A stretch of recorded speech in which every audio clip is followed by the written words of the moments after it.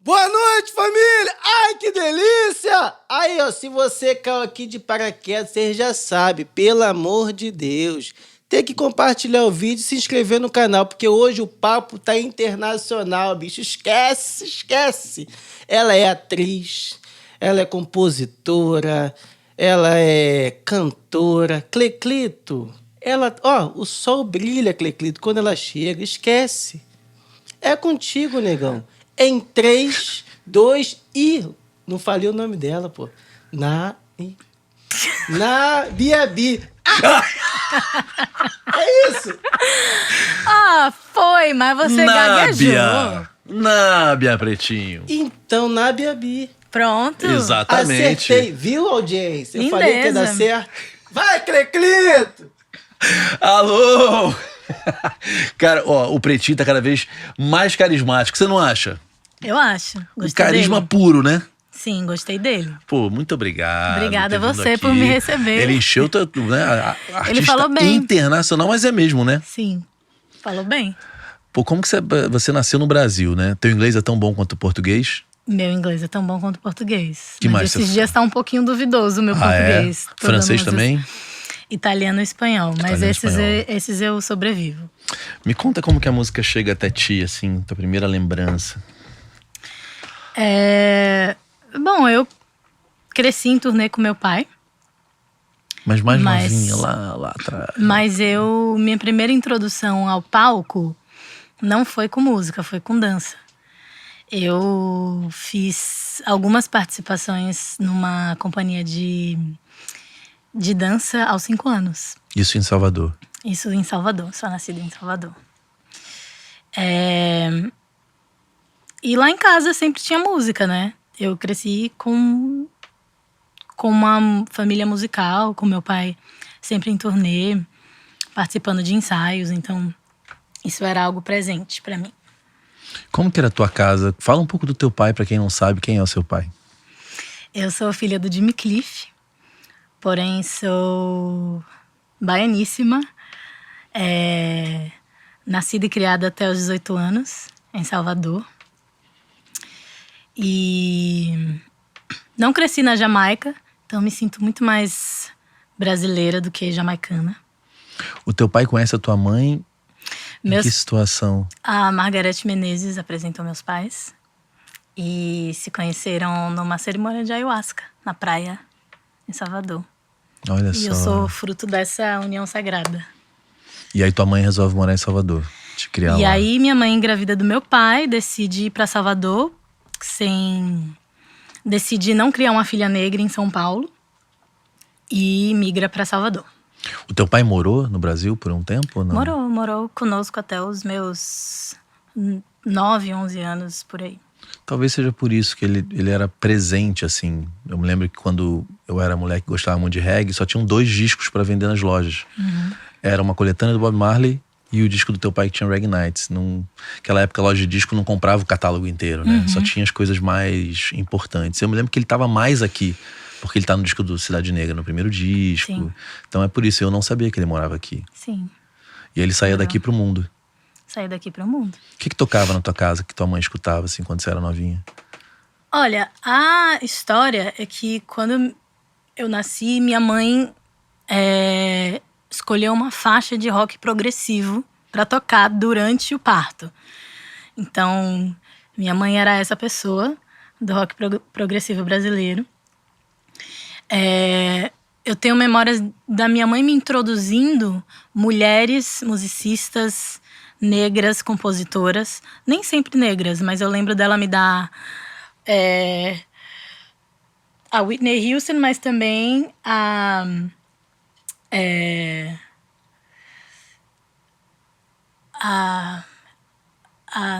não, Big Yellow Taxi não.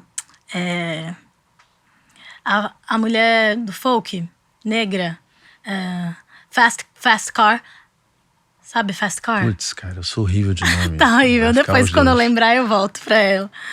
E botava isso pra tocar você pequenininha. Sim.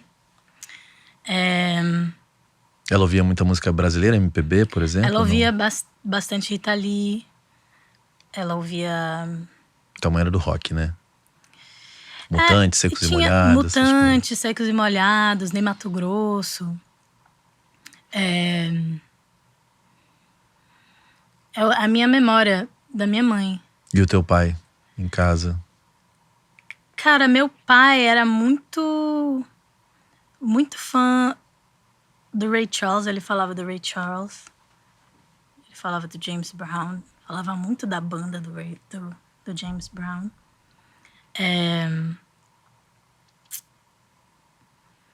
E vinha essa galera mais, assim, da época dele, assim, que ele trazia.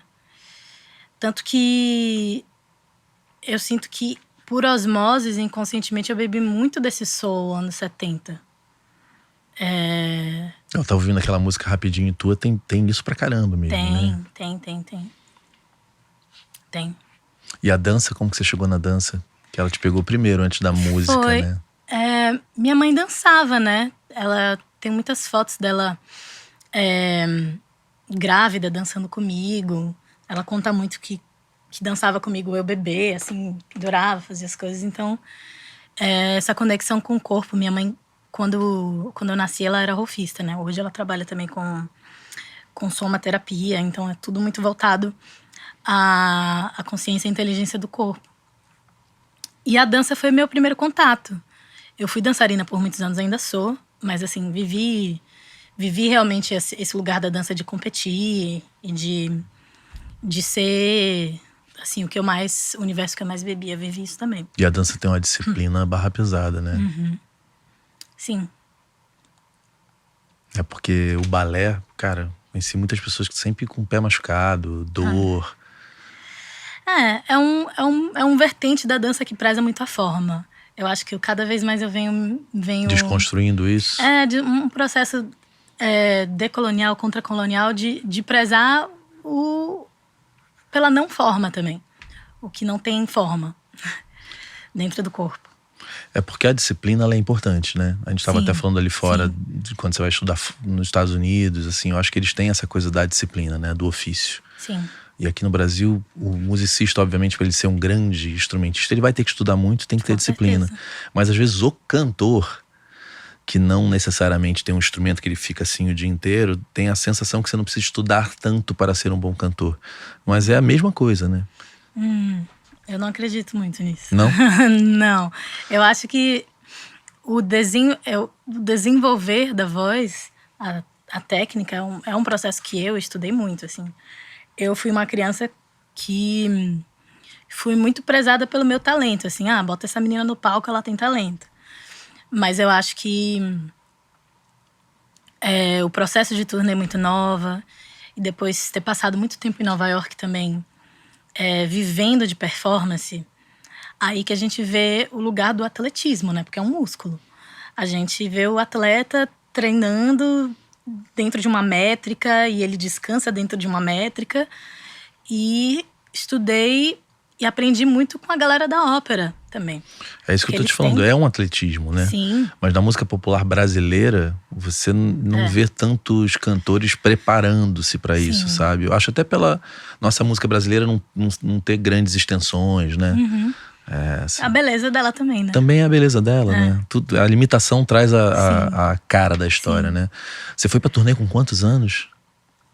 7 aos 11. Mas tipo, acompanhando teu pai, mas já ou trabalhando, de Começou acompanhando, vou trazer meus filhos, a família na estrada. Até que um dia eu falei, quero ficar aqui no palco, corri pro palco e aí ninguém conseguia me tirar do palco. E aí ele adaptou uma versão do show em que eu cantava uma música com ele, que é uma música com o Lazo, Matumbi, que a Margareth gravou com o Lazo, que é a Me Abraça e Me Beija. Vem correndo, me abraça e me beija. Você cantava isso novinha. Vem correndo, me abraça e me beija.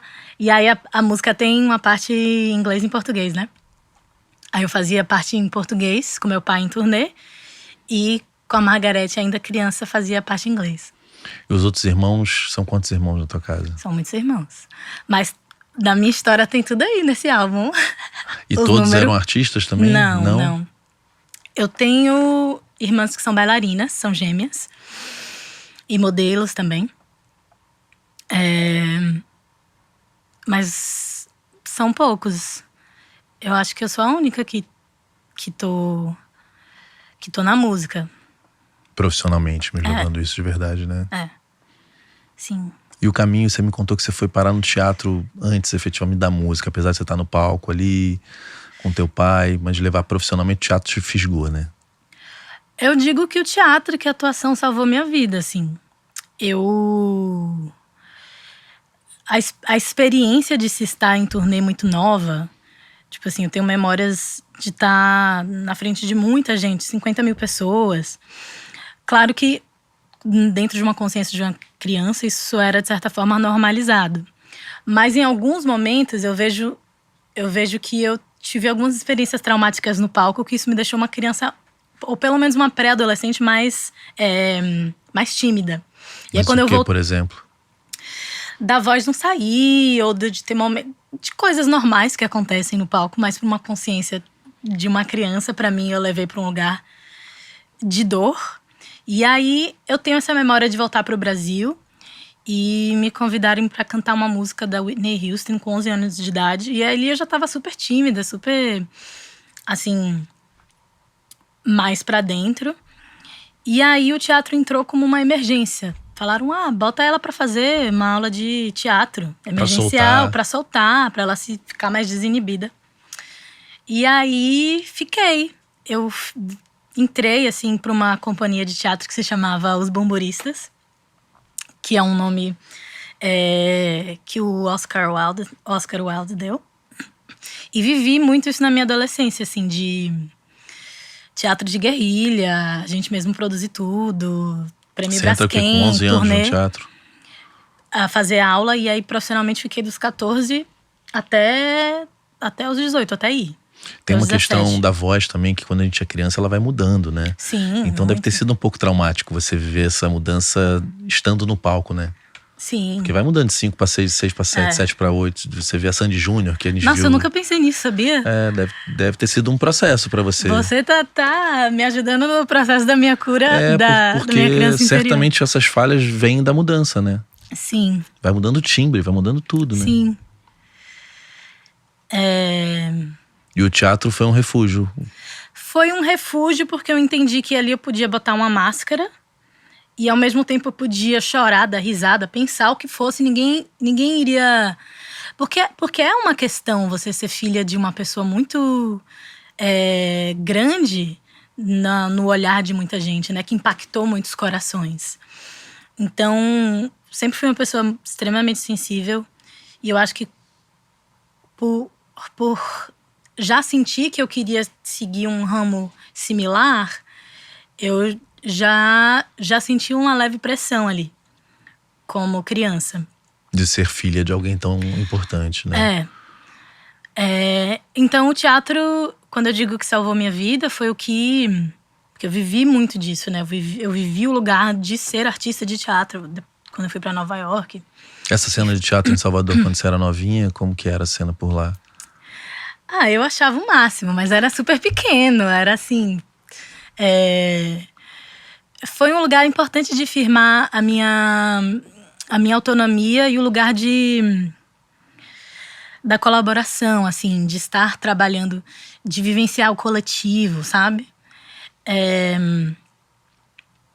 Porque eu poderia ter ido pela rota de só fazer, sei lá, coisas que tinham a ver com reggae ou só com a música, mas ter ido por essa rota de teatro de guerrilha me deu um outro tipo de know-how, assim, me deu um lugar de saber trabalhar em coletivo também.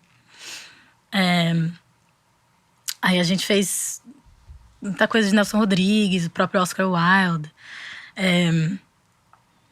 o Fantasma de Canterville, que foi um musical. O que vocês fizeram do Oscar Wilde? O próprio Fantasma, né? O próprio Fantasma. Que a gente ganhou um prêmio, o prêmio Braskem. Então, pra mim, aquilo era o máximo. Eu me achava... E eu era mais novinha ali, era todo mundo mais velho. Então, eu achava o máximo estar ali. Tipo, eu com os meus 15 anos, a galera fazendo faculdade de artes. Seus, sei lá, 20... Nessa época tem uma grande diferença, né? A idade. Tem sim. Então, eu me achava super madura. Nossa, e quando a gente faz teatro novinho, a gente fica meio arrogante, né? Fica, nossa, vivi tudo isso aí.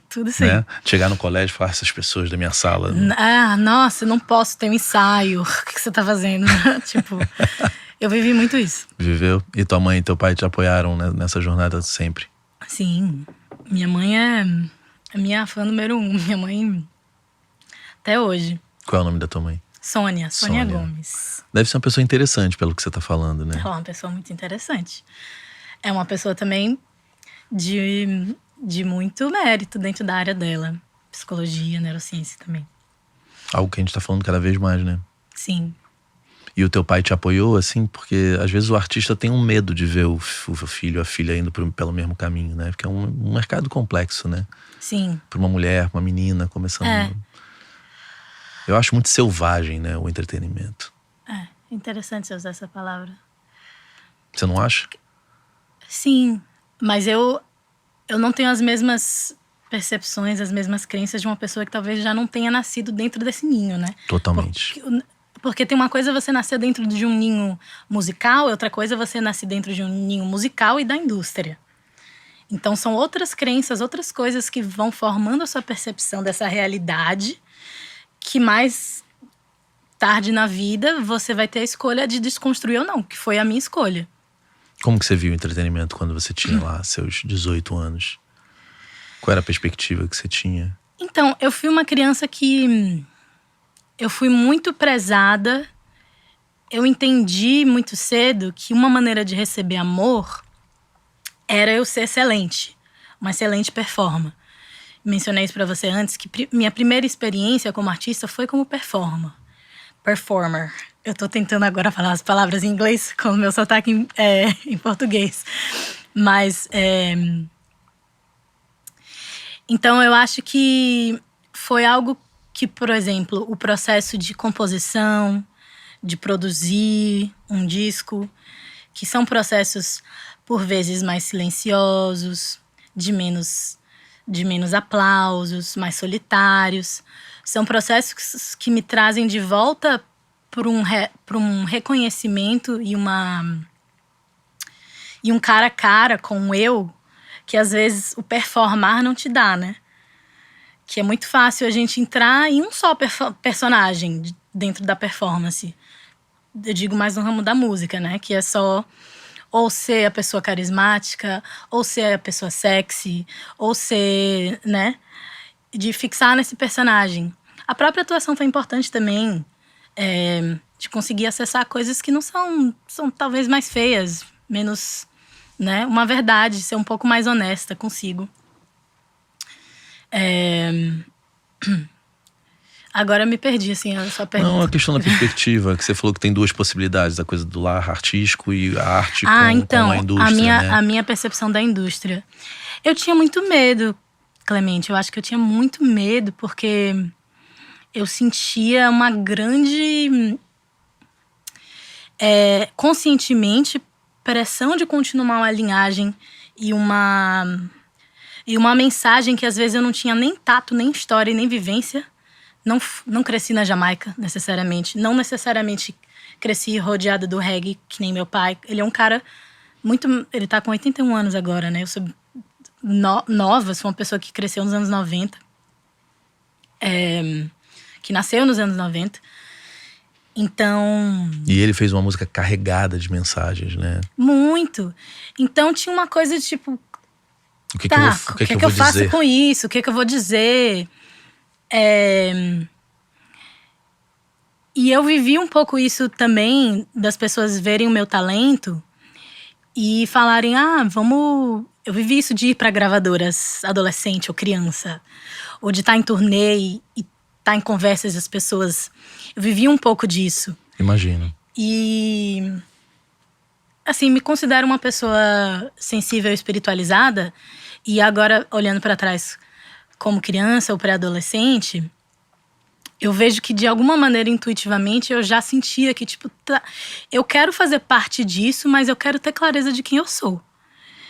E não iriam deixar você ser quem você era naquele momento, né? Porque quando contratavam uma menina nova, eles montavam aquele repertório ridículo. E tentavam formatar essa criança para ser o Isso produto que eles queriam que você fosse, né? Isso é uma narrativa real, assim. E minha mãe foi muito… Ela entendeu rápido isso. Minha mãe foi muito leoa. Muito, muito, muito leoa. Tanto que eu vivi muita coisa normal. Vivi coisas que não são normais também. Tipo, eu acho que a fama, né? Eu não lembro quem foi que deu essa analogia, né? Se você botar uma onça no palco e 50 mil pessoas aplaudirem, gritarem, a onça vai fazer… tipo, né? Então, o processo de lidar com a fama, para mim, foi peculiar, porque eu vivi muito a normalidade, muito também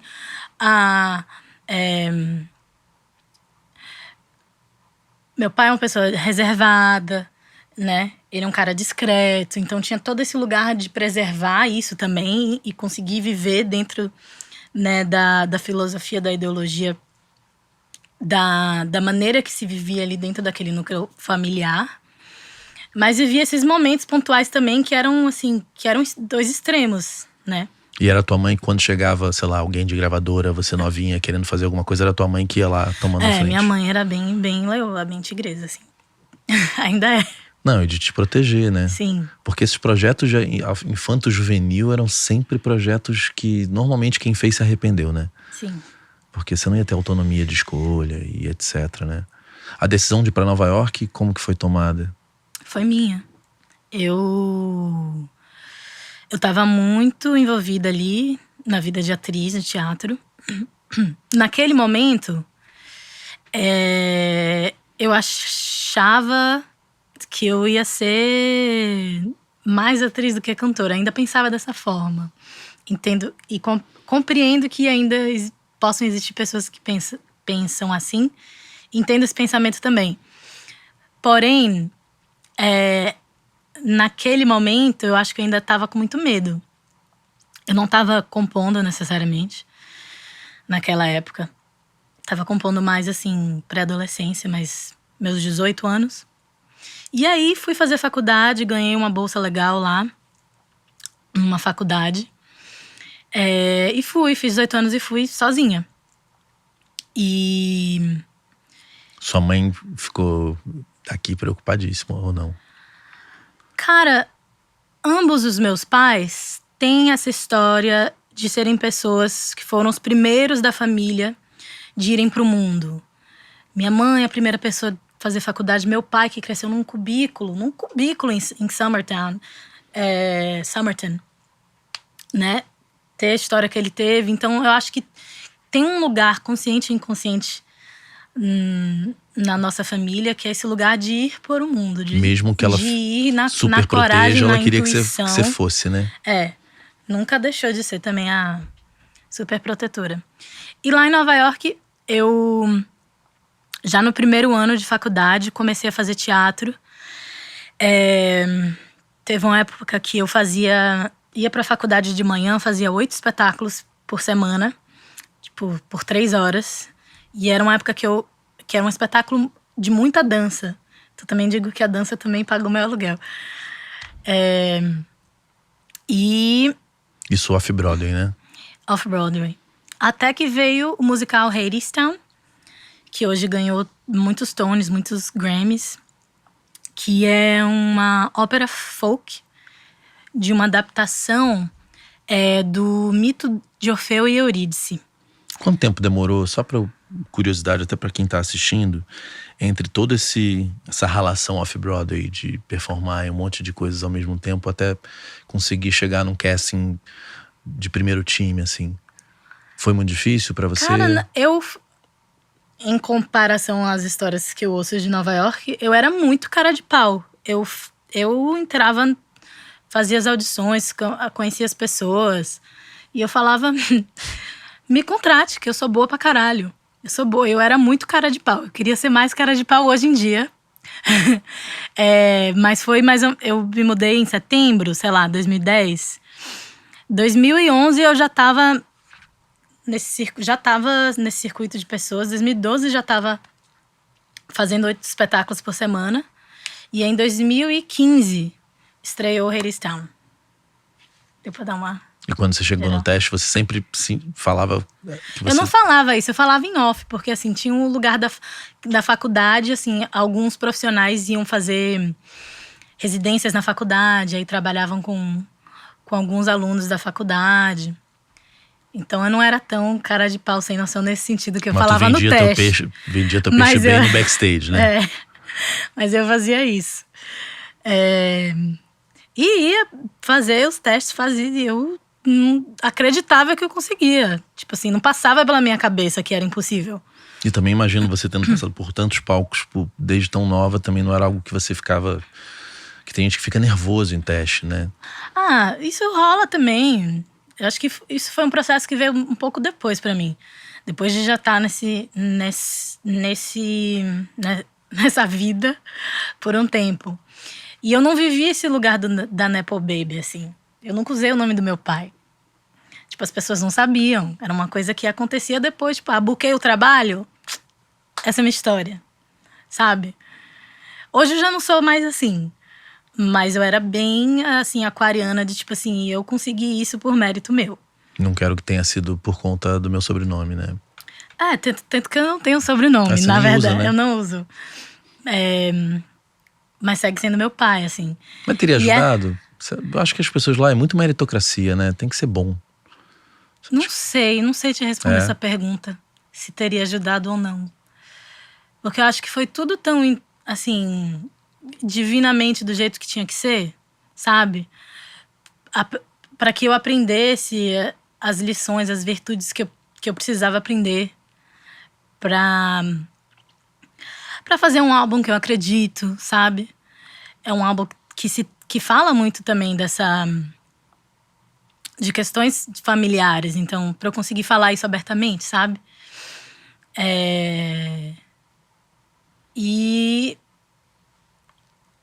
Acho que Nova York tem uma idade ali que é legal de se viver em Nova York, que é assim, uns 20 e tantos anos, que é um lugar muito legal de se aprender arte, de estudar. E eu vivi isso lá, então... Intensamente, né? Como que foi estrear na Broadway num papel foda, né? Sim. Foi incrível. É um projeto que eu acreditava e acredito muito. Assim, 2 mulheres na liderança, a Anaïs Mitchell e a Rachel Chavkin. E é um projeto que não é um musical formulaico. Porque a Anaïs, ela é compositora e ela vem desse universo de folk music. Então, ela fez um álbum conceitual e ela falou, esse álbum aqui vai dar uma peça, dar um musical. Então, a música é muito boa. E na época tinha toda uma repercussão sociopolítica, porque tinha o Hades, né, o personagem, o vilão. O Hades, ele cantava uma música que era sobre construir uma parede. Então isso foi logo antes, durante as eleições do Trump, a primeira. Então teve toda uma repercussão interessante, assim, inteligente na cidade. Então, como uma jovem artista, eu me sentia muito, muito orgulhosa, nossa, tô fazendo parte de algo bonito e inteligente. Vocês faziam quantas por dia? Quantas sessões? 8. 8. Que loucura. Por dia né? não, por semana. Por semana. Porque é de terça-feira a sexta e sábado e domingo são 2. São 2, né? Que também requer um baita de um preparo, né? Vocal. E aí é outro estilo de vida também. Aí muda o estilo de vida, né? Muda o estilo de vida. Não dá pra ter vida louca. Não. Não.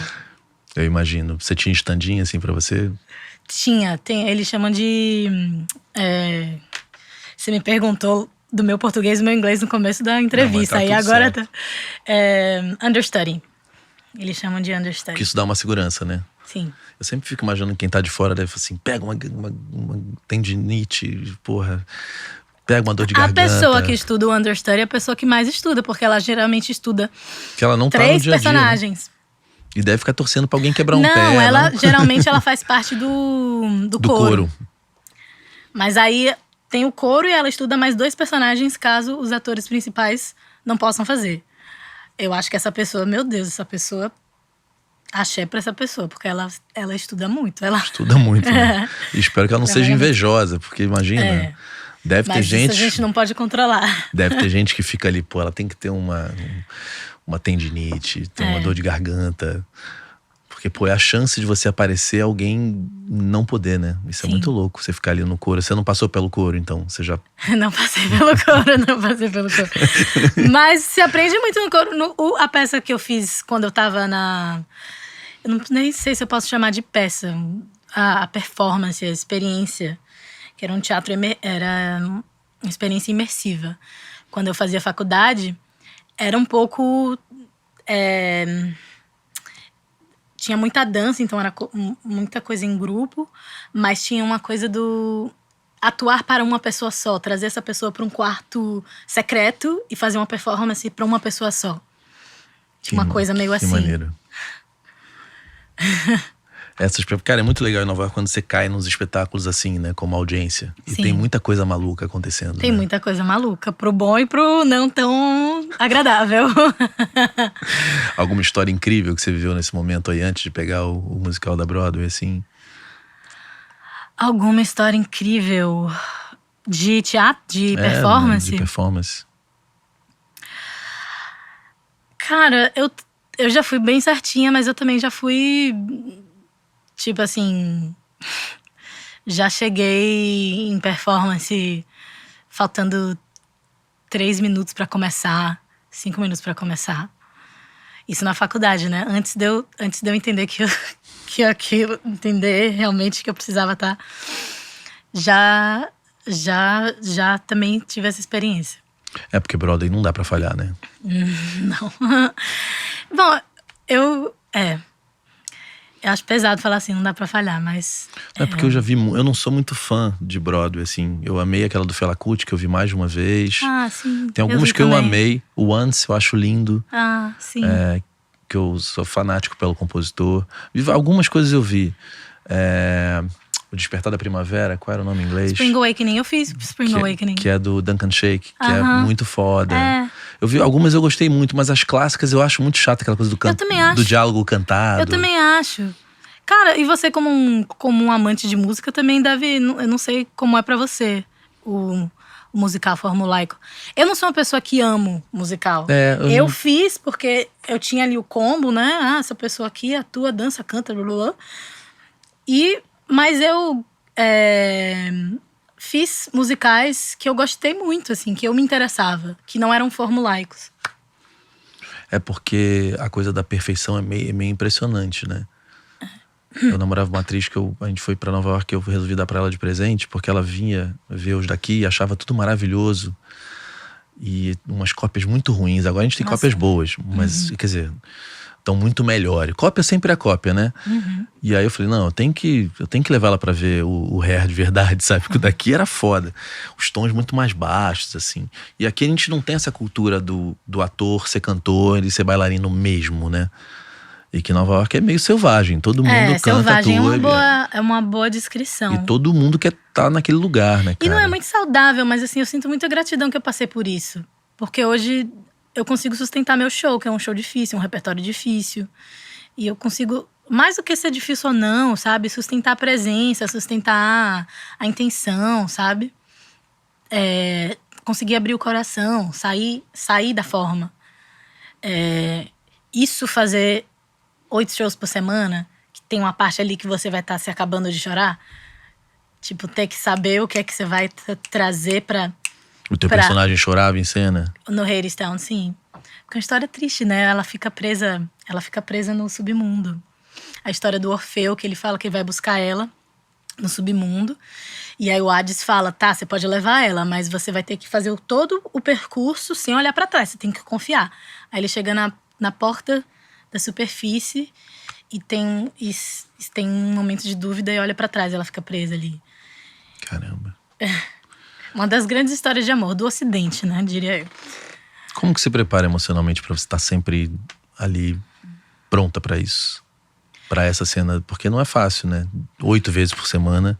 Assim, cara, eu acho que tem um lugar de deixar o mistério atuar. Tipo, tem um lugar... Você pode estudar. Tipo assim, chega um momento que fica engessado, que é tipo assim, você usar o que tá ali na hora. Às vezes eu pé de uma pessoa que te lembra. Ou pé de uma outra pessoa importante na sua vida. Isso que é o mais belo, assim, do palco. É permitir que o sagrado e que o mistério atue. Porque se fosse assim, a gente só ouvia a música, né? No vinil, no CD, na rádio, a gente não ia presenciar ao vivo, não ia estar em presença.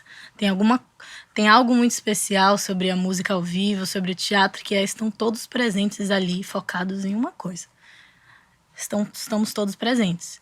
E isso nos leva para uma memória afetiva e ancestral de quando a gente fazia isso, né? De todos estarem em roda, circular ao redor da fogueira, né? Tem uma memória ancestral que é ativada numa performance ao vivo. Então, deixar que isso atue, assim. Você ficou quanto tempo nesse musical? A gente ficou em cartaz uns 6 meses. Mas o musical continua, tá? Em cartaz, né? Até hoje. Como você foi parar num filme da Marvel? Eu fiz o Pantera Negra, cara.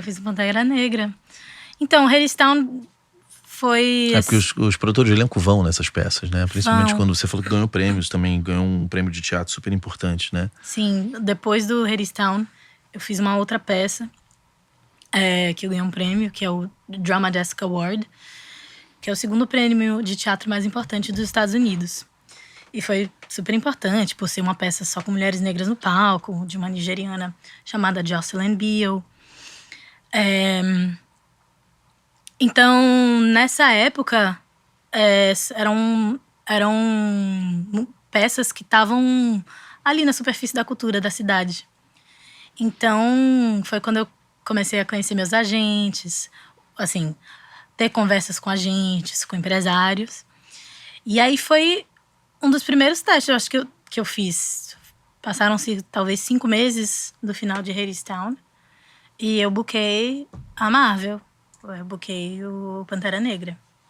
Pra você como atriz, como linguagem, porque são coisas bem diferentes, né? Muito diferentes. Você não tinha feito cinema até ali. Meu primeiro filme, eu não sabia o que era estar num set. Eu tinha que ligar pro meu empresário e perguntar, eu não sei ler isso aqui. O que tá escrito quando eles mandam, né, o call sheet? Era diferente pra caramba? Sim, eu não sabia, nunca tive, porque eu não... Na minha faculdade, assim, me prepararam não pra parte logística, mas eu não... Tipo assim, a galera geralmente começa fazendo, sei lá, curta de faculdade. Eu não tive essa experiência. Eu vivi muito de tava trabalhando com teatro. Então foi... Tipo, eu não sabia ler um call sheet. Foi doideira na época, porque o Hadestown, apesar de estar fazendo muito sucesso comercial, também tinha uma coisa que era assim, 2 mulheres na liderança, era todo mundo... Tinha uma parada de escuta, de colaboração. Aí chega na Marvel, onde, tipo, eles não liberam roteiro. Ainda é algo muito masculino, assim, na questão da hierarquia. Você como mulher masculino, chegando... você diz na energia ou você diz nas pessoas? Nas pessoas mesmo.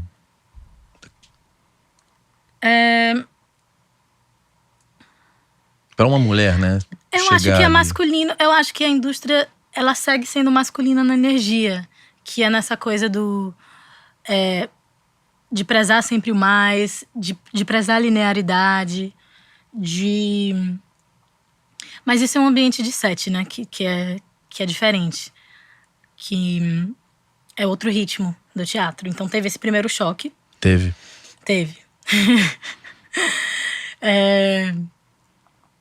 Porque o cinema... Eu nunca tinha tido a experiência, por exemplo, de pagarem pra eu viajar pra uma... Já com meu pai, mas assim, meu trabalho de eu ir pra uma outra cidade fazer um trabalho, sabe? Então pra mim isso foi importante, foi tipo, uau! E a gente gravou em Atlanta. Então teve as nuances do backstage. Da coisa de linguagem, o que você sentiu de dificuldade, assim, pra se adaptar? Porque tudo no cinema fica gigantesco, né? Eu senti dificuldade. Primeiro que eu descobri que eu ia morrer quando eu cheguei lá. Que a personagem ia morrer quando eu cheguei lá. E essa coisa de ser tudo mais... É um processo mais individual, né? E os personagens menores, o elenco The Minor Cast, ele não tem esse tempo de troca. Então é uma coisa mais individual. Que eu tive esse preparo na faculdade, mas talvez tenha sido primeiro baque da vida real, assim. Você com você mesma, né? Mas foi um ótimo aprendizado. Pô, eu quero ver só pra te encontrar. Sim, eu tô Porque bem diferente. eu não sou muito dos heróis, né? Eu não sei porquê, assim, tem gente que ama filme de herói, né? E não é uma coisa de criança, tem adultos, tem gente de 60 anos viciado em super-herói. Tem. Eu não sou do super-herói, se me perguntar a história do super-herói, eu não sei, só o Superman que eu vi criança, mas eu não vou nos filmes. Eu também não era, mas, cara...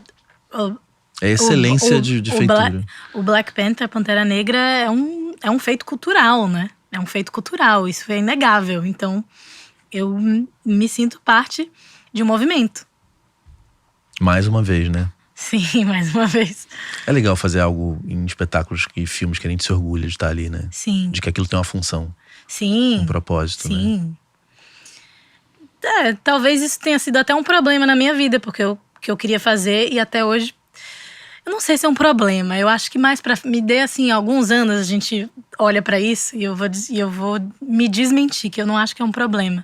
Que é só fazer coisas que eu acredito. Mas enfim, eu tenho Mas também outra isso visão. vem um pouco da questão de onde você veio, né? Sim. Eu não sei profundamente a história do teu pai, assim. Mas a história de todos eles, né? Pelo pouco que eu sei, foi uma história de muita luta, né? Sim. Então, não só pela sobrevivência, né? E aí não dá pra você ser uma menina fútil que não pense sobre isso, né? Seria antinatural se você não fosse você. Sim. Mas eu acho que o que muda dentro dessa percepção de vida é...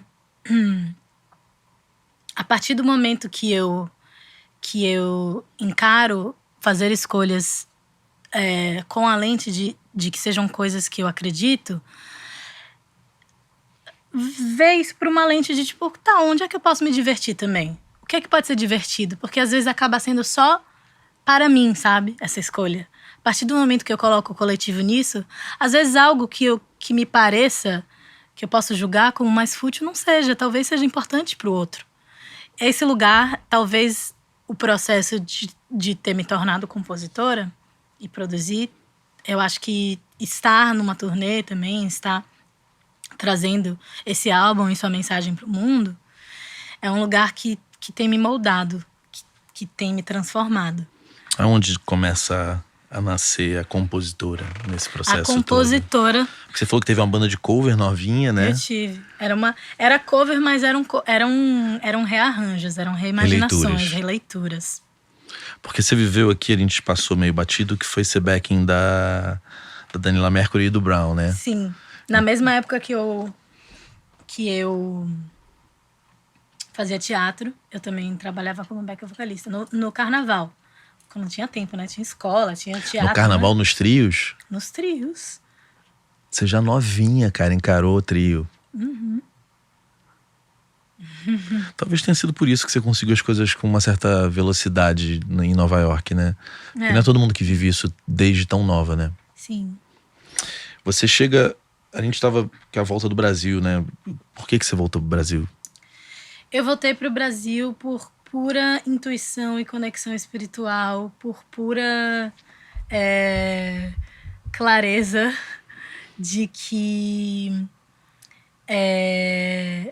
todo mundo pertence a algum lugar, de que eu nasci em um lar, em um lugar do mundo, e de que para que haja uma carreira, mensagem, um voo internacional, eu preciso me aproximar das minhas raízes.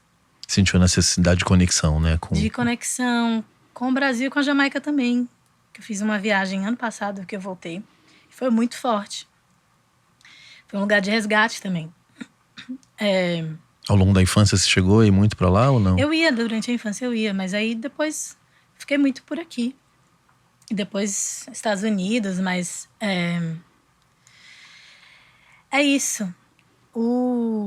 a raiz sempre chama a gente, né? Você acha que a pandemia impactou essa necessidade do retorno, assim? Sim, porque eu tava em Los Angeles. Eu tava em Los Angeles, que é uma cidade já logisticamente e urbanamente distante. E aí dentro disso você coloca ali as dinâmicas de Hollywood. Mas isso é a parte, assim. Coloca a pandemia dentro disso. Então, eu voltei, mas eu tô com o pé lá e cá também. Não deixei de trabalhar lá, não. É porque Nova York e Los Angeles são culturas muito diferentes, Sim, né? são. O artista é diferente. É uma coisa muito louca, assim, a diferença das duas cidades, né? O Woody Allen sempre... Eu sou muito fã dele, né? E ele detesta LA, né? É muito engraçado. Assim, sempre tem uma crítica ao lifestyle de LA, né? Sim. Eu acho que ela é uma cidade muito espaçada, assim. Sim. E não tem aquilo que a gente estava falando de você estar em Nova York e de repente você cair numa performance porque você entrou numa portinha, né? A sensação que eu tenho é que LA, ou você... Se você não sabe onde tá o lance, você não vai estar no lance, né? É isso mesmo. É menos democrático. É exatamente isso. Como que foi a pandemia pra você, assim? Você tava com amigos, estava sozinha? Eu tava com meu ex-companheiro. E eu fui pra gravar Daisy Jones and the Six, né? Que é uma série que eu fiz pra Amazon Prime. Uma série que ganhou Emmys. E fui uma das 4 protagonistas mulheres. Vivi a Simone Jackson, que é uma pioneira da música disco. Então, tava pronta pra começar a gravar. Daí veio a pandemia. E a gente começou a gravar durante a pandemia. Quando teve aquele, tipo, vai, não vai. Teve um momento que abriu, depois fechou de novo. Então, a gente gravou. Depois que fechou de novo, a gente deu uma parada. Depois continuamos. Naquele momento da minha vida, eu acho que foi melhor viver a pandemia em Los Angeles do que em Nova York. Porque eu tinha natureza, parque, rio, podia fazer trilha. Em Nova York, as pessoas não estavam vivendo essa realidade. E todo mundo em apartamentos mínimos, né? E a minha experiência de viver... Eu morei no Laurel Canyon, né? Que tem uma história musical muito forte. Aquelas rochas, aquelas pedras, né? Johnny Mitchell... talvez a Janis tenha passado por lá também. Tem uma história de música folk ali, Jimi Hendrix. Tem uma galera que morou ali no Laurel Canyon, naquela pedra ali que eu morei, que foi muito fundamental pra música. E a série também é sobre isso, né? Uma banda que tá morando no Laurel Canyon, que tá tentando viver de música, que depois faz muito sucesso. Eu acho que eu precisava estar ali pra aprender a produzir e pra me tornar a compositora que eu sou hoje. Ou pelo menos iniciar o processo. Ali nascem as primeiras músicas. As primeiras não. Eu comecei a compor ali nos meus 13 anos, comecei a tocar. Eu fazia aula de piano quando criança. Peguei o violão com 12, 13 mais ou menos. Cantar eu sempre cantava, dançar eu sempre dançava. Mas eu não levava a sério, assim. Fazia. Eu acho que quando eu tava em Nova York, eu já tava compondo. Eu vivi um momento ali de estar no circuito tanto no circuito de música brasileira, mas estar cantando minhas músicas em casas menores. Tinha o Rockwood Music Hall, pianos. De estar vivendo minha bandinha ali e cantando minhas músicas com mais uma artista cantando suas músicas em Nova York. Eu vivi isso. Mas aí, em Los Angeles, eu tinha acabado de sair de um processo de muita frustração, que foi, eu fiz um álbum inteiro, gravei, esse álbum não saiu. Eu digo que eu tive uma experiência Taylor Swift sem a fama e sem o dinheiro, que ninguém soube, mas meu coração partido soube. Algum conselho pra quem é artista sobre isso que você viveu, assim, do que não fazer? Cara, eu acho que cada história é tão única. Hoje em dia eu posso falar com total gratidão que eu não teria feito esse álbum e produzido esse álbum se eu não tivesse passado por isso. Porque se eu não tivesse passado por isso, eu não teria falado pra mim mesma, cara, eu quero aprender a produzir. E olha que eu não sou uma produtora que eu sei fazer tudo sozinha, não sou. Mas eu consegui produzir esse álbum. Você tomou a rédea do lance pra você, Sim. né? Com meus colaboradores, que é o Marcelo Delamare e o Ceafro Brasil, Lucas Carvalho. E o Marcelo Delamare é, assim, meu braço direito. Porém, eu cheguei, pelo menos, sabendo direcionar, sabendo o que eu queria, né? Ter os meus momentos de frustração ali no meu pequeno estúdio de Los Angeles, de aprender a mexer no Logic, de aprender a me gravar dentro de um estúdio, sozinha. Que eu sinto que, hoje em dia, a gente vive uma indústria de artes que a gente pode saber fazer um pouquinho de tudo, né? Sim. Desde que haja uma vontade, um desejo, o YouTube tá aí. Você vive disso, então a gente, se quiser aprender, a gente aprende. Não preciso ser a mais excelente nisso, né? Eu tenho minhas áreas em que eu posso focar. Mas saber, pelo menos, saber um pouquinho daquele universo. Saber porque, às direcionar, vezes, saber colocar a ideia no papel. Exatamente, porque às vezes a gente conseguir traduzir o que tá dentro da gente pra alguém não é uma tarefa fácil. Não, Às até vezes hoje leva- pra mim é difícil. Às vezes leva uma vida, né? Pra você Sim. aprender e encontrar o parceiro que te escute e que traduza o que você tá tentando passar do jeito certo na hora de botar a mão, né? Sim, Se você consegue entregar isso meio que com um determinado caminho, sim. você chega num parceiro como os que você trabalhou, a pessoa fala, ah, entendi, eu sei pra onde você tá indo porque tá aqui, tá? Eu tô escutando. Porque o traduzir não é fácil, cara. Eu sei porque eu trabalho como produtor musical há muitos anos e às vezes o artista vem, às vezes ele acha que tá te explicando bem, mas às vezes nem ele sabe muito bem o que ele tá querendo te explicar. É a arte, né? É a questão de deixar o mistério atuar. E às vezes muda, às vezes você chega com aquilo pronto e a pessoa dá uma ideia, fala, isso aqui, tem certeza? Eu falo, não tenho certeza, isso Já aí foi abandonou. ótimo. Não, isso aí. Você tem esse desapego também. Tenho também, acho que posso ser mais. Eu me sinto uma aquariana ainda um pouco apegada. Eu acho que é porque eu sou uma aquariana muito capricorniana.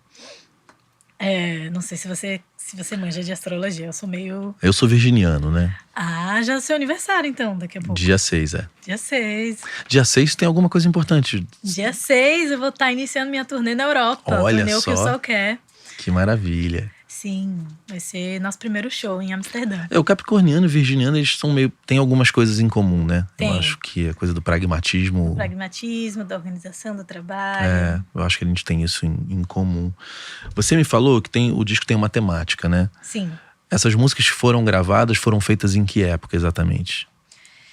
Eu comecei a produzir lá no meu apartamento, em Los Angeles. Depois fiz uma parceria em algumas músicas com o produtor convidado, que é o Ceafro Brasil, Lucas Carvalho.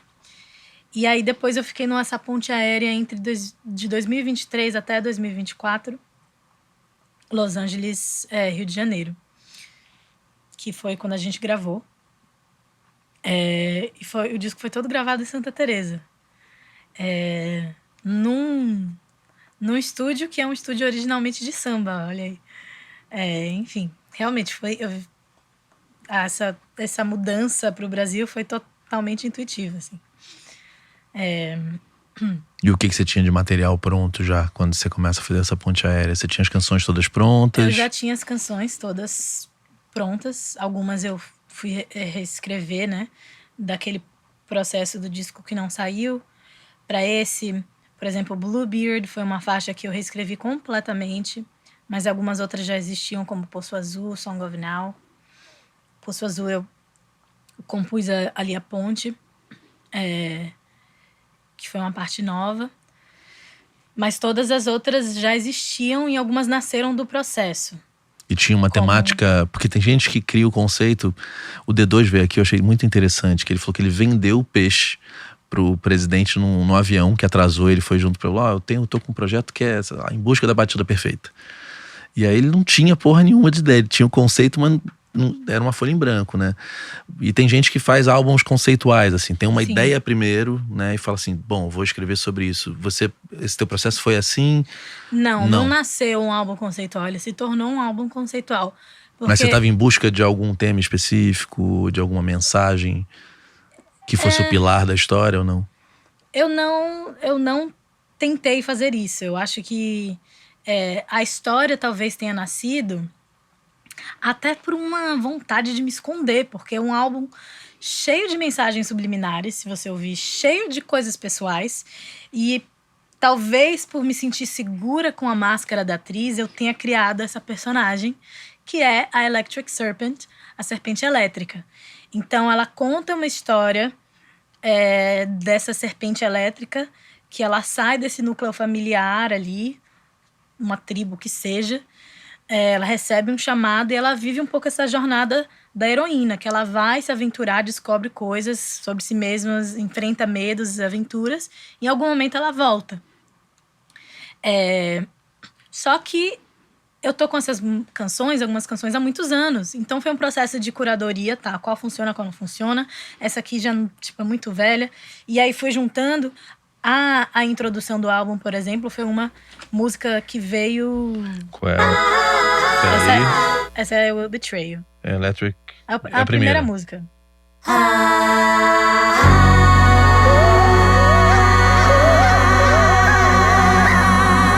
If I bite my own tail and forget who I am, Cheio de mensagem subliminar, né? and if all the loving fails, and it's hard to start again, we are here to help. We are on your side. We got good news from the future. Serpents shed gold. Tell your story now. We got good news. Here I go. Here I go. Here I go.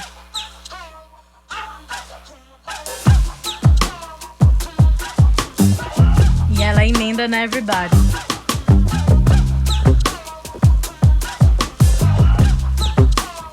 Yeah, yeah.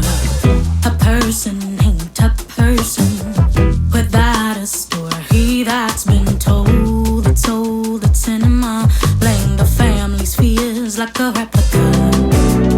And when the story's my life, I never let the cameras roll. The shit is old. Quem gravou esse baixo, você sabe? Foi o Guto Virt. Ah, o Vit. Pô, o Guto toca pra caralho. Ele é nosso baixista. É, baita música. O Alberto Continentino tocou em Blueberry. Porra. Tá mal de baixista você. Cara, os dois tocam pra caralho. Sim.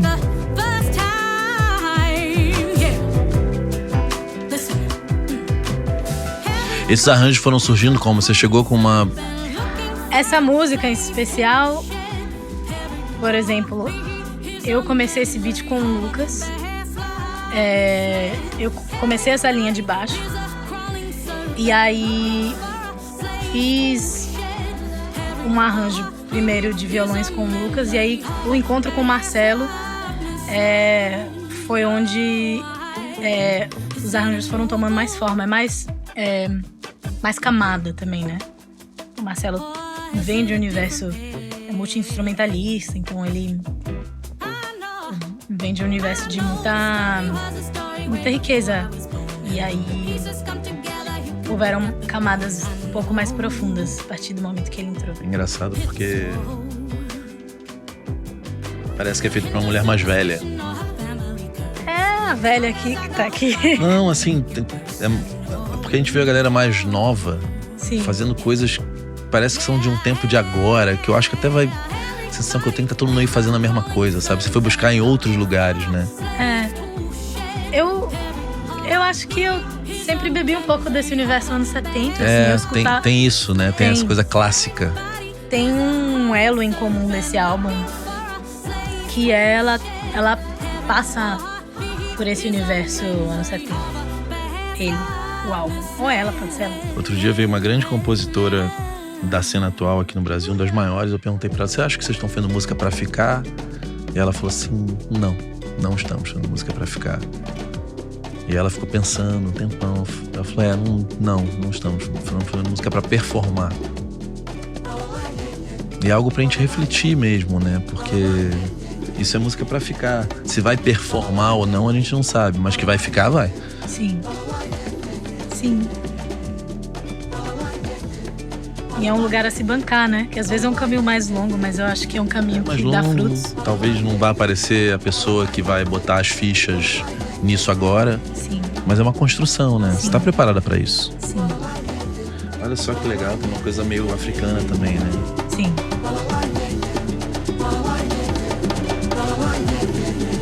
Eu imaginando que era um disco de reggae. Como muitas pessoas. Mas não sou contra fazer reggae não, hein? Não sou mais a aquariana rebelde. O Já reggae teve terá... esse momento do reggae de jeito nenhum? Não foi por rebeldia, foi por medo. Eu acho que eu faria a mesma coisa. Não foi. Eu faria a Eu mesma acho coisa. que hoje, agora que eu fiz um álbum que é assim, olha, gente, essa sou eu. Sem as máscaras da atriz, essa é a minha história. É esse tipo de música que eu consumo. É isso que eu gosto de ouvir. Eu vou bancar aqui esse negócio aqui que não tem gênero. Agora eu posso fazer meu reggae. Com prazer, com gozo, com gosto. E vou fazer do meu jeito. E sempre. Tem algo de reggae bom novo, assim? Coisas novas que você ouve ou não? Eu acho que o reggae tá tendo seu momento. Tá voltando. De artistas novos? A Coffee tá fazendo muito barulho. Mas eu continuo ouvindo mais as antigas, sabia? É porque sempre que assim, eu continuo. o surf fez parte da minha vida por muitos anos, né? E o surf e o reggae andam muito juntos, né? Sim. Raramente se ouvia alguma coisa nova, assim. Tem o Butu Benton. Esse baixo foi o Guto que gravou também? Sim, Cara, como é bom músico, né? sim, Que a gente tá vendo muita coisa de inteligência artificial, AI. sim. Mas, cara, música, né? Sim, a gente sente a presença da pessoa, Sente a é presença. algo vivo. Exatamente. Mas eu também não sou... Eu também gosto de música eletrônica. Eu acho que é a Björk que fala, né? Não culpe não culpe o instrumento, culpe a pessoa que molda, né? Que eu Mas acho é que a AI é uma coisa além disso. eu não tô falando do Porque nesse AI. momento ela tá criticando o uso É de a época samples, dela, de eletrônicos, foi em outro etc. momento. Agora a gente tá prestes a ser substituído, né? Literalmente. Sim, É uma coisa... Não sabemos pra onde isso tudo vai, né? sim. Legal essa também, diferente da anterior, né? Aqui tem muita tua mistura. Tem. E segue sendo eles. Tem uma que seja a tua predileta do disco, assim, ou não? Predileta. Fazer ao vivo tem sido muito legal fazer o Bluebeard ao vivo. Porque, então, essa história, ela segue uma Isso aqui é narrativa, uma né? segunda vinheta, é isso? Porque tem uma história sendo contada aqui, né? Então a introdução é ela recebendo o chamado, né? E eu fiz uns clipes no Spotify que eles Contam essa narram história. um pouco essa história. Esse interlúdio, diferente da música anterior, que é o Soul Care, que ela tá tipo assim... Tô na minha aventura, tô super segurança. Ela é adolescente, né? Que fala assim, chegando em Nova York. Esse é o primeiro baque com a realidade, com os medos, com as sombras, com os demônios internos. Olha, aonde nesse arco aqui da tua vida, aonde bateu as primeiras grandes sombras?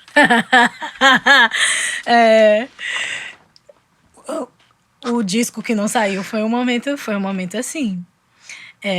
Quais questionamentos surgiram, assim? Surgiram... Será que eu consigo fazer isso mesmo? Será que eu sou... Tem um lugar da meritocracia, né? De merecer esse lugar de ser farsa ou não? Será que o que eu faço é suficiente?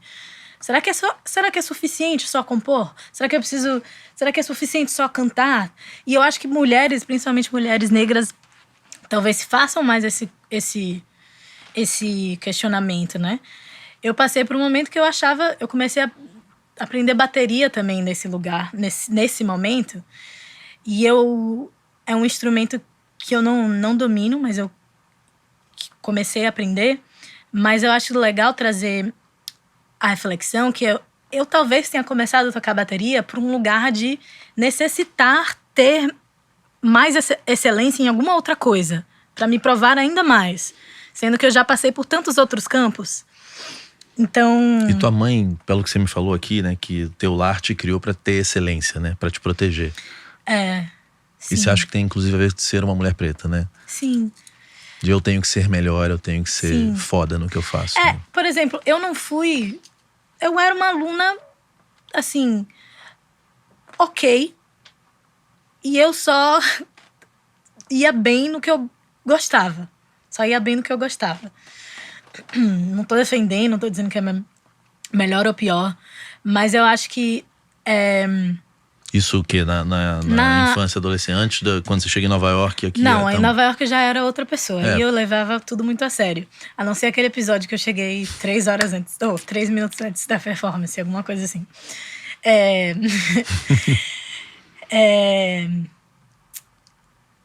O lugar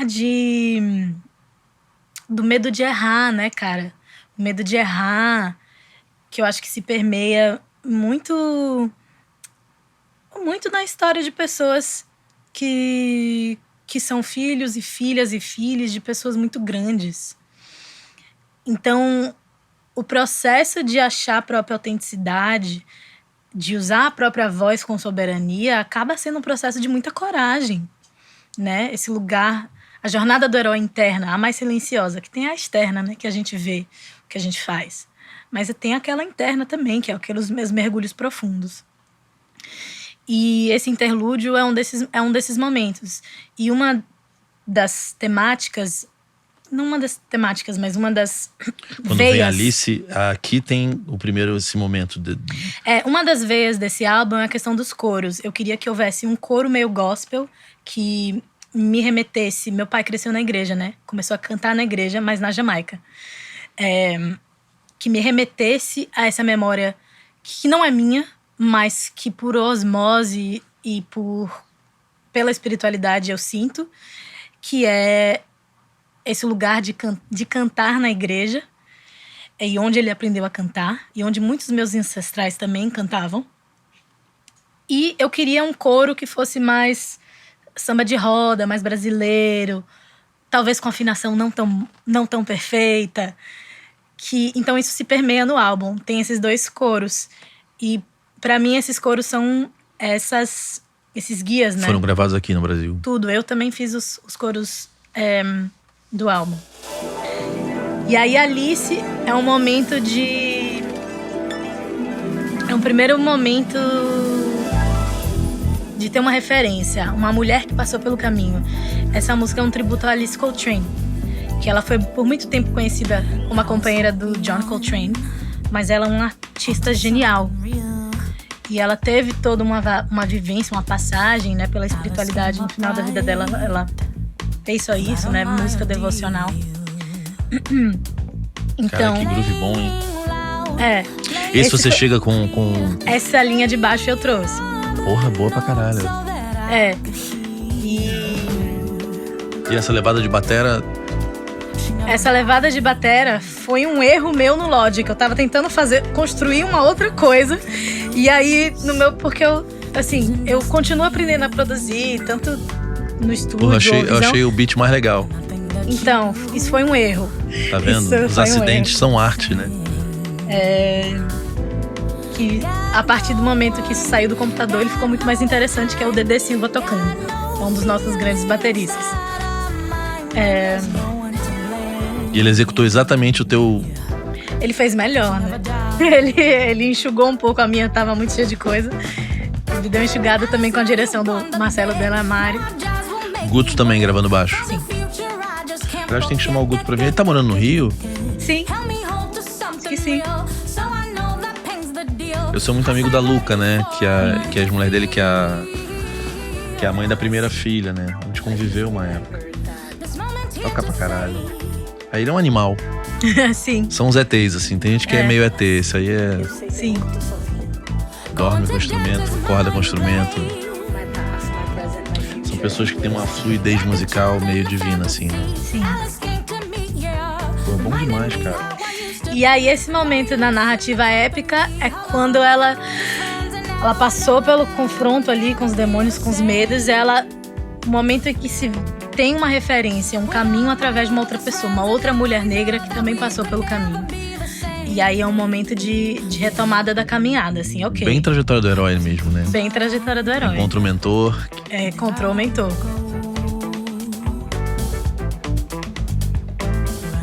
Qual é o segundo passo aqui? Aí temos Educated Fool. Essa música é uma adaptação do Naya Bing, né? Ela é meio um blues Naya Bing. Ela tá em 6, e aí eu queria botar o Naya Bing, pra quem não sabe. É um ritmo cerimonial Rastafari, tocado nas cerimônias. Meu pai usou muito no Bongo Man, né? E aí, dentro dessa narrativa, pra mim, Educated Fool é a primeira vez que ela tem a coragem de usar a voz dela pra denunciar alguma coisa. A menina cresceu, né? Remain silent again and again. Os vocais lindos, cara.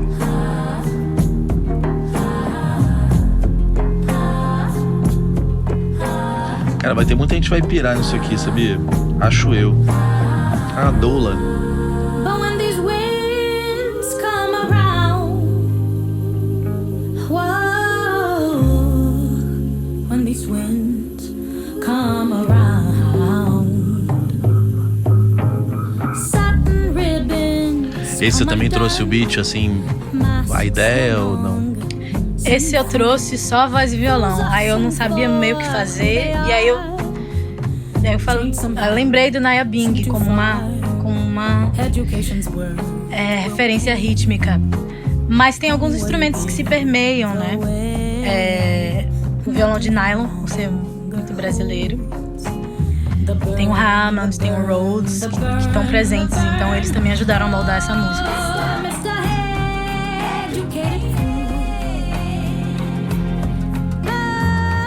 Muito legal, cara.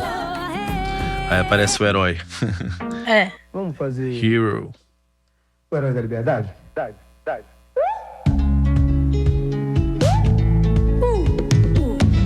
Essa música na tua narrativa é o que acontece agora? Eu acho que Hero é quando ela percebe que ela tem um sério problema de síndrome de Salvadora. E é um lugar de conseguir bancar a vilã nos olhos dos outros pra salvar a própria vida. Que às vezes a gente fica tão imerso nas narrativas dos nossos coletivos, dos nossos ambientes, que a gente esquece do que é melhor pra gente. Então esse é um lugar de bancar a traição do lugar de onde ela vem. Que é um processo de adultecer, né? Você conseguir bancar esse sentimento. De sentir que você tá traindo da onde você vem. Acontece. Cara, o contexto tem uma força sobre nós muito grande, né? Sim. Não é fácil cortar certos laços, né? A gente quer pertencer, né? Que legal, você misturou inglês com português. Sim. Look at me, I'm not running away. I may have lost the comrades, but found myself on the way. We do it for the people and for the right fight. Legal que você tem o grave e o agudo bem trabalhados, então dá essa possibilidade, né? Pô, muito lindo, cara. E o que acontece na sua vida agora? I Will Betray You também é outro momento de percepção que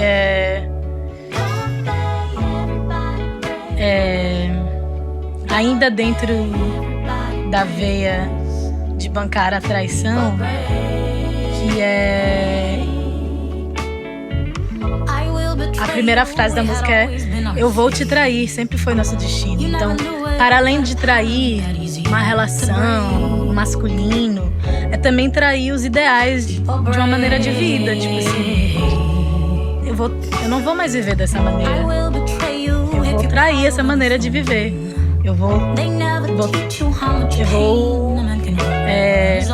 me emancipar dessa condição. E talvez você ainda faça isso muitas vezes na vida, né? Sim. E tá tudo bem. E tá tudo bem.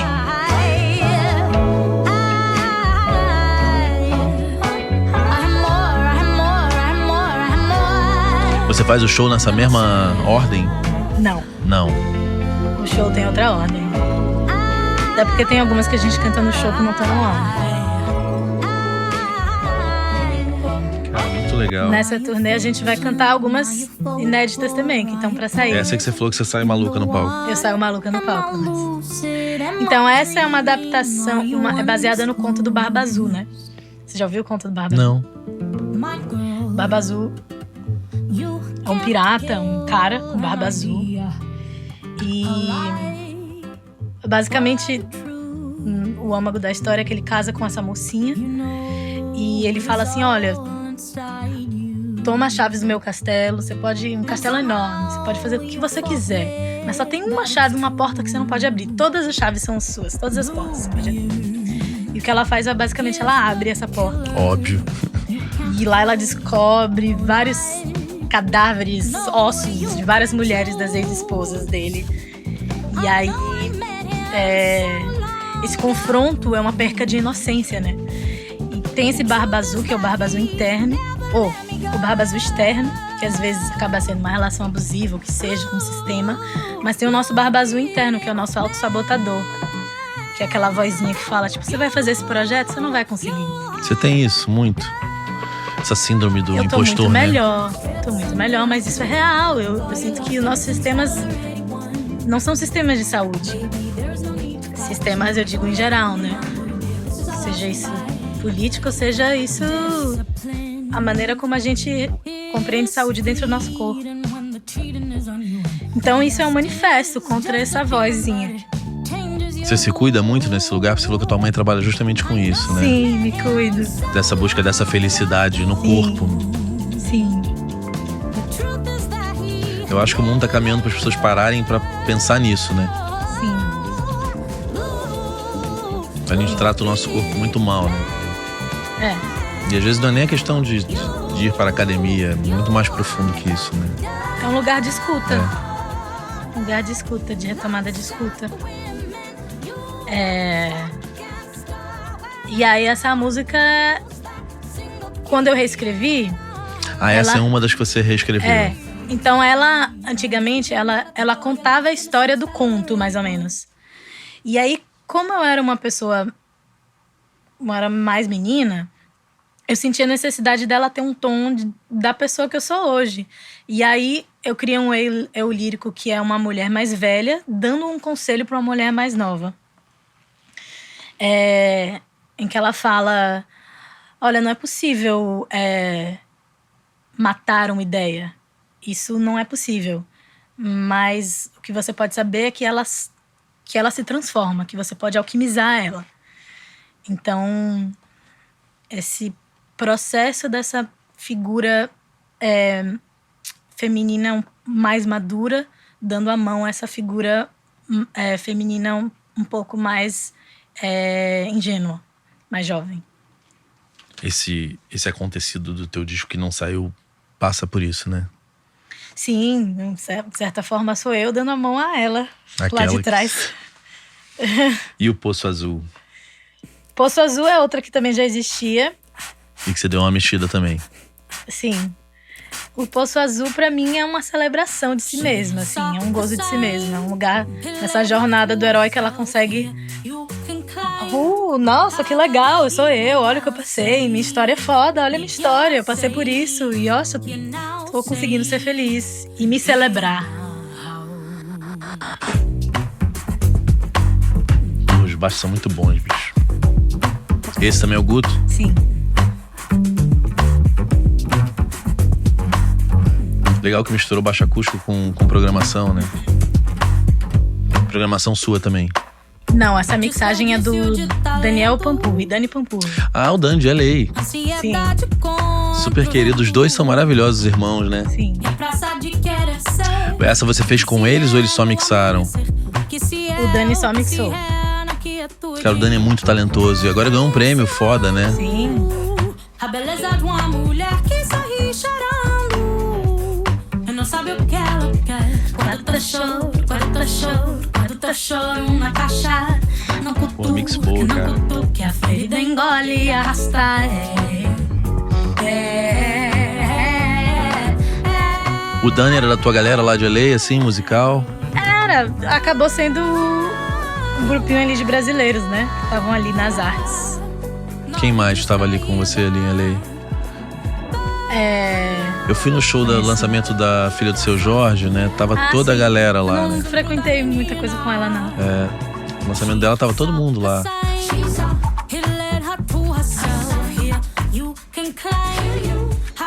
E aí os coros são bem presentes, né? Nesse caso, o coro mais gospel, né? O coro em inglês. Mas em outros momentos é o coro em português. Essa lembrança, essa memória. Seja Essa ela. foi a única que o Dani mixou? O Dani mixou o álbum inteiro. Ah, ele mixou o álbum inteiro. O Guto tocou o álbum inteiro, menos o Bluebeard, que foi o Alberto Continentino. E o álbum são todas composições minhas, a não ser o A Caminhar, que é minha, com o Ben, o Greenberg. E ele é todo produzido por mim e pelo Marcelo Delamare. E o Ceafro Brasil produziu 3 faixas, que é Everybody, Que o Sol Quer e Poço Azul. E a Doula? Me conta. Então, eu digo que Doula e Number 17 são meio que irmãs, assim, são irmãs gêmeas.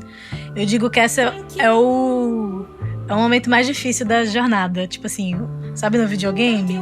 É o grande chefão, assim, chegou no grande chefão. Depois disso é só curtição. Não só curtição, mas assim, no meu caso, da minha história, são as minhas 2 músicas mais íntimas. É uma história, é uma canção que conta a história de uma doula de morte. Uma pessoa sendo uma doula de morte para uma figura mais idosa. Que a gente tem a doula, a pessoa que ajuda uma pessoa a nascer, uma doula espiritual que ajuda a pessoa, né, a fazer transições, a viver dentro desse elo, e tem uma pessoa que ajuda a doula que ajuda a pessoa a partir, ou a família, dando assistência para essa família. Eu não sabia que poderia usar o doula. Eu achava que a doula era só do... Só de nascer, né? Interessante, pode ser uma doula na vida, né? Sim.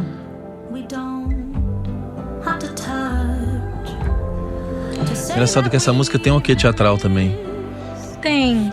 Se você for ver o alguns show, momentos do disco tem um quê teatral, assim. Tem. O show, na verdade, ele tem um pouco essa pegada épica. De você estar contando uma história, né? Sim. Sim. E a ordem, cara, assim, você aqui também, eu tô privilégio de ouvir com você me contando, né? Sim. Mas é uma ordem muito bem montada, assim. Obrigada. Bonitaço. Essa também é muito íntima, né? Sim. Essa eu vou cantar ao vivo pela primeira vez na turnê da Europa. Eu não cantei ela ao vivo ainda. Tá ansiosa? Talvez eu esteja. O que tua mãe e teu pai acharam do disco? Eles ouviram logo quando saiu? Eu mostrei o álbum pro meu pai na Jamaica, no estúdio dele, antes de lançar.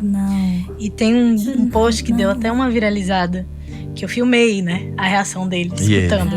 Eu me cagando e ele tendo as experiências dele. E essas 2 foram músicas que ele se emocionou. E foi um certo rito de passagem, porque, de certa forma, eu falo, pai, essa é a minha continuação da nossa linhagem através da música. Ela é muito do meu jeito e ela é muito íntima. Ela conta a minha história, mas a minha história permeia a sua. E aí ele foi muito bonitinho, assim. Ele falou, eu compus uma música uma vez em que eu falava alguma coisa sobre não ter. E quem for realmente sabe todos os discos do meu pai, talvez saiba citar a música, mas agora não tá me vindo à cabeça. Que é... Ele falou, Uma vez eu compus uma música que eu falei que eu nunca tive um lar, que eu não tive, I didn't have a home. Eu mostrei pro meu pai, ele ficou muito triste. Mas ele entendeu, porque ele entendeu que aquilo fazia parte da minha cura. E da mesma forma eu entendo. E foi bem bonitinho. Né? Você falou que ele é muito reservado? Eu acho que ele é uma pessoa mais reservada, sim. Sim. Muito legal, né? Você nasceu nesse lugar. Sim. Eu nasci numa família que não tem nada de arte, né? Que não tem nada de música. Foi uma busca pessoal minha muito, muito fora do que deveria ser ou não, né? Sim. Tão bonito quanto. É que você tá falando do teu pai, a gente... Lembra? É, porque todos nós temos processos, né? Sim.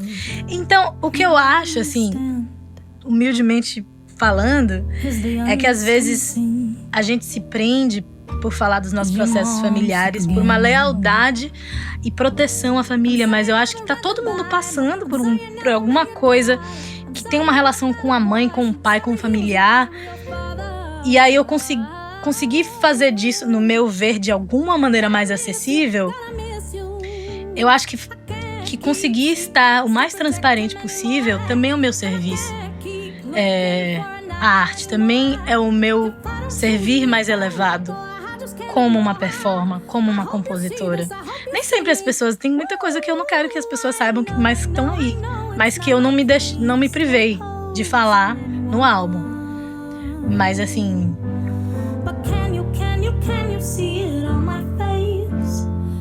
Eu acho que é um lugar que todo mundo passa, né? Que é um processo de individuação. Um processo de individuação, um processo de perda, de perdão, de alegria, né? Conseguir ver nossos pais como pessoas, não como pai e mãe. Não como um herói e heroína. Conseguir enxergar a humanidade neles. E como um corpo negro, isso é muito difícil. E eu acho importante falar isso, porque quanto mais a gente compreende a negritude, é mais fácil entender o pai ausente, né, em tantas famílias negras. Então, conseguir chegar nesse lugar de resolução, de perdão e de amor, pra mim também é um lugar revolucionário. Não significa... Teu pai estava muito na estrada, né? Meu pai estava muito na estrada, meu pai é um cara jamaicano, meu pai é um cara muito mais velho do que eu. Eu vivi um ambiente muito branco, Clemente, muito branco. Estudei. A ironia da minha vida é que minha mãe engravidou de mim, não quis criar uma filha negra em São Paulo, foi pra Bahia e eu estudei na Pan-Americana, que é tipo escola parque, só que né, o diploma americano praticamente. Então, extremamente branco, elitista, católico, e a gente era muito diferentão. Fui batizada muçulmana, a gente era família de ayahuasqueiro, artistas. Minha mãe das múltiplas terapias holísticas, hoje mais na tradicional, mas então essa música é um momento de aceitação, assim, um momento de ok, vamos seguir em frente com entrega e aceitação da nossa história, porque o ciclo se continua, né? A jornada do herói são muitas, a gente vai em várias e várias. Oi? Você já é mãe? Não sou. É, porque eu fui pai, aí o ciclo, na hora que você for mãe, que a gente vai errar, né? A gente vai errar.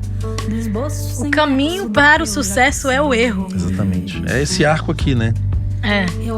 E o nosso filho vai sentir faltas. Nosso filho vai sentir faltas. Vão ter excessos, sabe? Eu penso nisso direto, mas não tem o que fazer. A gente vai ser o que a gente consegue ser, né? De melhor. Mas vai errar, não tem jeito. Outro dia eu tava... momento cafona, assim, mas é engraçado. Entrou a música do Fábio Júnior, aquela que fala do pai. E meu pai tava viajando e o meu filho tava dormindo ao meu lado. Aí, cara, eu peguei, botei no fone, fiquei ouvindo aquela música, sabe? Aquela música que ele fala do pai. Eu fiquei olhando meu pai com 75 anos, eu falei, cara, como a vida é maluca, né? Porque é um ciclo, né, cara? Fiquei lembrando das mágoas, que todo mundo tem, né? Sim. Normal. Dos medos, porque o nosso pai, ele acaba ficando num lugar de pai, né? É só uma pessoa, né? É só uma pessoa. A maioria das vezes são crianças criando outras crianças. E aí eu pegando no pé do meu filho, que é 4 anos, e ficando imaginando, cara, como eu serei visto por ele, né? E essa faixa, esse coro tá falando muito sobre desilusão, que bom que você veio. Tipo assim, agradecendo as desilusões da vida, né? Que pelo menos a gente assim consegue enxergar verdade. Você faz as terapia coisas. também? Ou não? Nossa, sou rata de terapia. Sou formada em várias terapias holísticas. Eu sou uma bruxa, mas uma bruxa saindo do armário. Tua mãe também, né? Minha mãe também. Diria até que meu pai também. Mas a bruxaria dele o mundo já conhece. Tá aí, a obra tá aí, né? É. O processo dele de composição, assim, você que já deve ter perguntado muito isso, é um processo... Porque a coisa que eu sinto no reggae é que parece que tem algo espiritual mesmo naquelas canções, né? Só que eu nunca conversei com ninguém pra saber o processo de composição. Eu diria que na música, assim, a partir do momento que essa é uma escolha, né? Porque uma coisa é fazer música querendo de tal que ela seja. E não significa que isso não seja bom. Tem muita música que é feita assim. Mas tem um momento que a música vai dizer o que ela quer que ela seja. E você pode tentar botar pra um ladinho que vai ficar, não sei, ficou estranho. Então, não sei se é só o reggae, assim. O reggae tem essa questão das letras, né? Serem explicitamente ou espirituais, ou levantam um debate, um questionamento. Então eu entendo o que você diz do reggae ser espiritual nesse sentido, né? É um movimento em si de contra-colonialidade. Exatamente. Mas eu acho que a música em si é um dos grandes mistérios, né? A música em si tá muito... É como você falou do choro da atriz, que tem que... eu acho que a música em si tá muito além do que da gente, do que eu entendo aqui, do que eu entendi dessa minha explicação do meu álbum épico, conceitual. Além do seu podcast, a música em si já tá aí nas dimensões mais acima. A gente que tá aqui tentando compreender. E explicar em palavras, né? A última música, a gente ouviu aqui, a última é a Song of Now, né? Isso.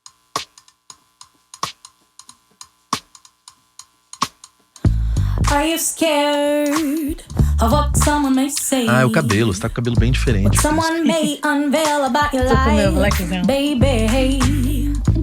Easier said than done, but I'm preaching for Baixão the também. one. Easier Bruto. done than Mas você toca baixo também ou você Não foi toco, eu só programando crio, isso? só crio as linhas de baixo. Algumas muito ruins, mas quando elas são boas eu coloco nos projetos. Aí o baixista vai ali, pega o que tem de bom e... Puta que Esse arranjo é do pariu, hein? Marcelo Delamare. Esses sopros, esse arranjo todo dele.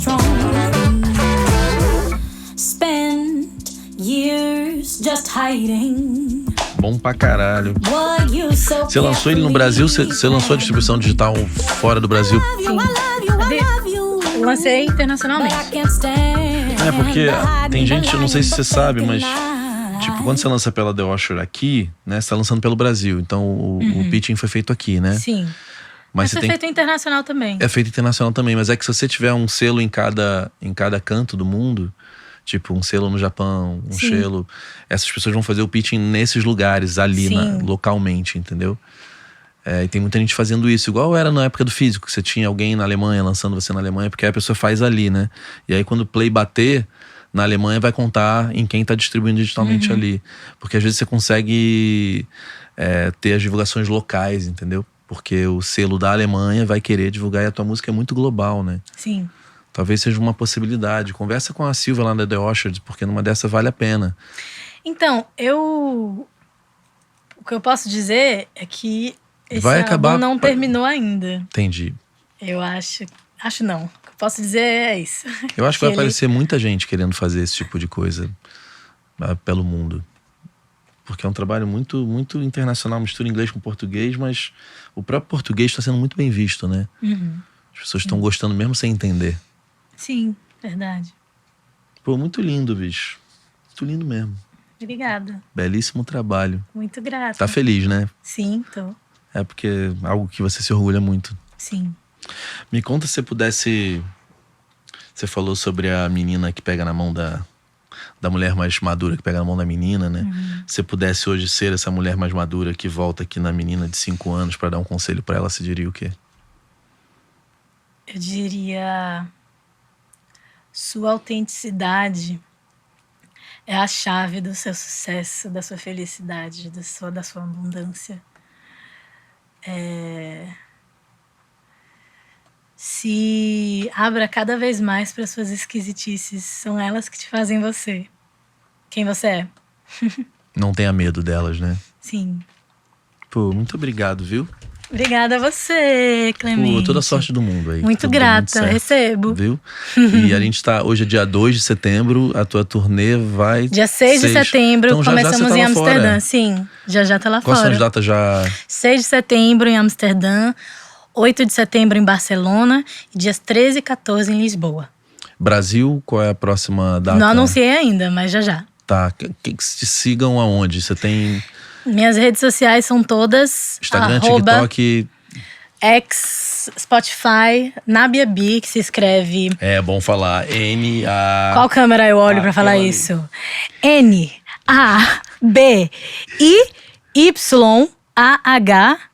sobrenome B-E. Nábia B, é mais fácil do que parece.